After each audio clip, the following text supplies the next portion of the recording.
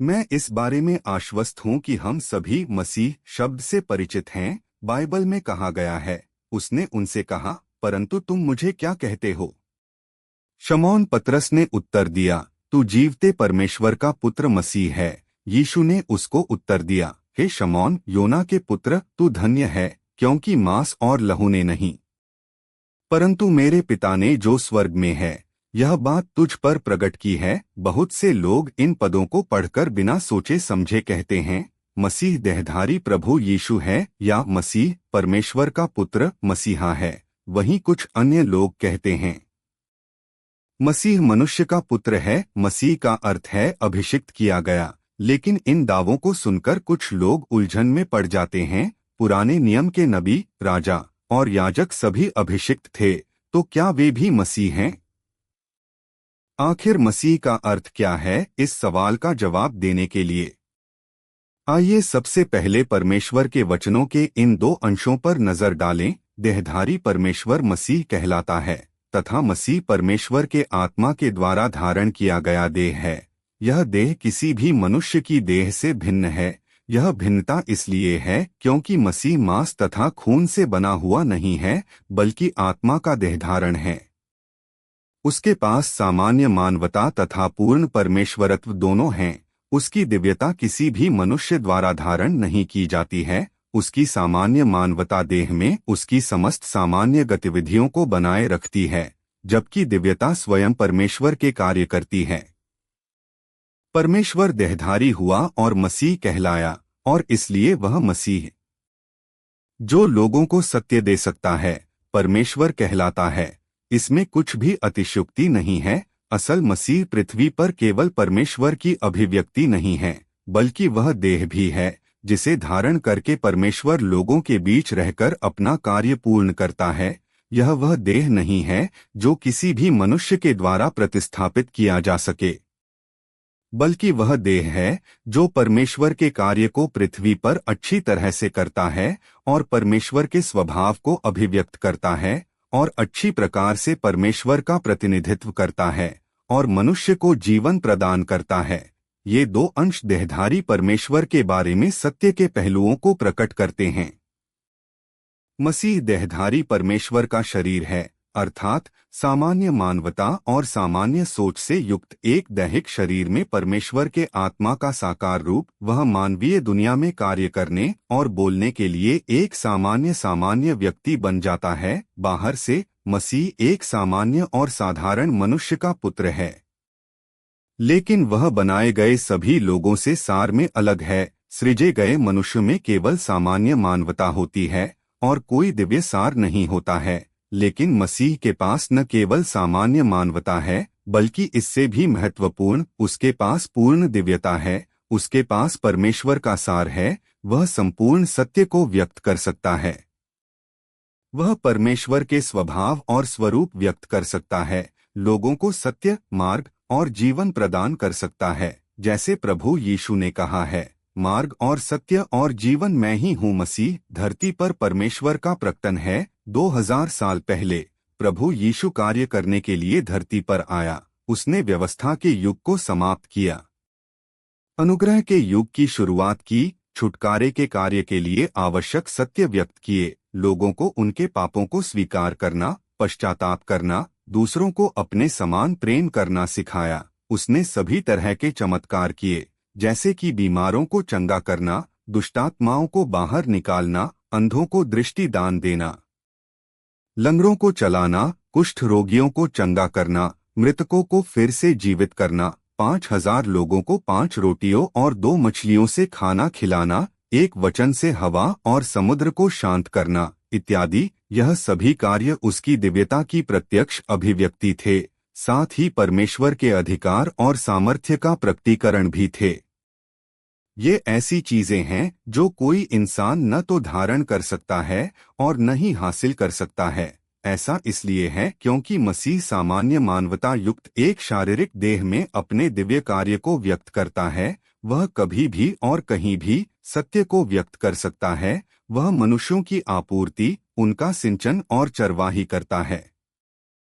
सभी इंसानों को राह दिखाता है ताकि हम कह सकें कि वह ही स्वयं देहधारी परमेश्वर और मसीह है। तो फिर नबियों या परमेश्वर द्वारा उपयोग किए जाने वाले लोगों को मसीह क्यों नहीं कहा जा सकता है? यह वास्तव में तलाश करने के लिए सत्य है। आइए परमेश्वर के वचन के कुछ अंशों को पढ़े। यशायाह, यहेजकेल, मूसा, दाऊद, अब्राहम और दानिएल इस्राएल के चुने हुए लोगों में से अगुवे या भविष्यद्वक्ता थे। उन्हें परमेश्वर क्यों नहीं कहा गया था? क्यों पवित्र आत्मा ने उनकी गवाही नहीं दी? क्यों जैसे ही यीशु ने अपना कार्य प्रारंभ किया और अपने वचनों को बोलना आरंभ किया तो पवित्र आत्मा ने यीशु की गवाही दी? और क्यों पवित्र आत्मा ने अन्य लोगों की गवाही नहीं दी?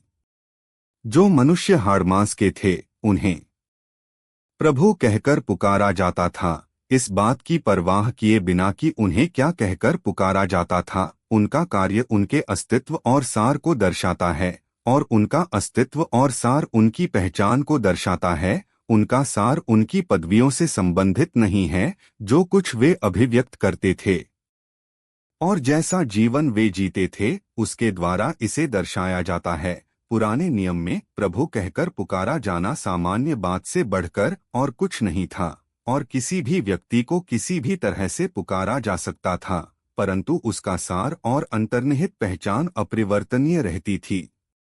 देहधारी परमेश्वर के वचन एक नया युग आरंभ करते हैं, समस्त मानवजाति का मार्गदर्शन करते हैं, रहस्यों को प्रकट करते हैं और एक नए युग में मनुष्य को दिशा दिखाते हैं। मनुष्य द्वारा प्राप्त की गई प्रबुद्धता मात्र एक आसान अभ्यास या ज्ञान है। वह समस्त मानवजाति को एक नए युग में मार्गदर्शन नहीं दे सकती है या स्वयं परमेश्वर के रहस्य को प्रकट नहीं कर सकती है। परमेश्वर आखिरकार परमेश्वर है और मनुष्य मनुष्य ही है। परमेश्वर में परमेश्वर का सार है और मनुष्य में मनुष्य का सार है।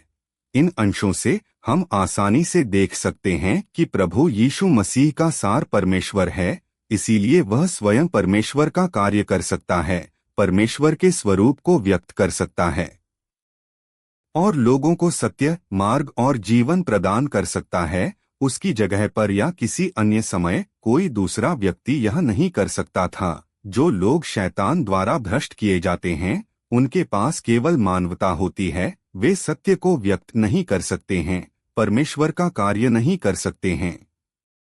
जैसे पुराने नियम में व्यवस्था के युग में मूसा, दानिएल और यशायाह जैसे कई प्राचीन नबी व्यवस्था के युग में परमेश्वर के कार्य के आधार पर सभी लोगों को आज्ञाओं और परमेश्वर के वचनों का पालन करने के लिए प्रेरित करते थे। परमेश्वर के निर्देशानुसार इस्राएलियों के बीच भविष्यवाणियां को प्रचार करते थे या अनुस्मारक या चेतावनी जैसे परमेश्वर के वचनों को इस्राएलियों तक पहुंचाते थे।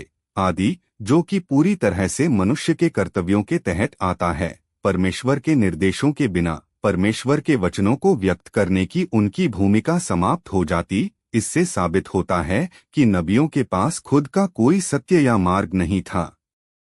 वे केवल ऐसे लोग थे जो परमेश्वर द्वारा उपयोग किए गए थे और पवित्र आत्मा के कार्य में सहयोग देते थे। भले ही उन्हें अभिषिक्त कहा जाता है, लेकिन वे मसीह नहीं हैं। इस प्रकार परमेश्वर के पास परमेश्वर का सार है, मनुष्य के पास मनुष्य का सार है, यह निर्धारित करने के लिए कि क्या कोई मसीह है। यह देखने की आवश्यकता है कि क्या उसके पास परमेश्वर का सार है, क्या वह सत्य को व्यक्त कर सकता है और क्या वह मानवजाति को बचाने का कार्य कर सकता है। न कि उस नाम पर ध्यान देने की जरूरत है जिससे वह पुकारा जाता है। इससे कोई फर्क नहीं पड़ता कि सृजित मनुष्य को क्या कहकर पुकारा जाता है, वे हमेशा मनुष्य ही होते हैं, मसीह नहीं। इसलिए हम मसीह को परमेश्वर के आत्मा के देहधारी शरीर के रूप में समझ सकते हैं। मसीह का सार सामान्य मानवता और पूर्ण दिव्यता का संयोजन है। वह धरती पर स्वयं परमेश्वर है। इस संगति के बाद मुझे विश्वास है कि अब हम में इस बात की थोड़ी बहुत समझ हो गई है कि मसीह क्या है। सत्य के इस पहलू को अधिक स्पष्टता से समझने के लिए हमें और अधिक चिंतन और तलाश करने की भी आवश्यकता है, क्योंकि यह प्रभु की वापसी को स्वीकार करने में हमारे लिए बहुत सहायक है। बाइबल में भविष्यवाणी की गई है, क्योंकि जैसे बिजली पूर्व से निकलकर पश्चिम तक चमकती है, वैसे ही मनुष्य के पुत्र का भी आना होगा। क्योंकि जैसे बिजली आकाश के एक छोर से कौंधकर आकाश के दूसरे छोर तक चमकती है, वैसे ही मनुष्य का पुत्र भी अपने दिन में प्रकट होगा। परंतु पहले अवश्य है कि वह बहुत दुख उठाए और इस युग के लोग उसे तुच्छ ठहराए।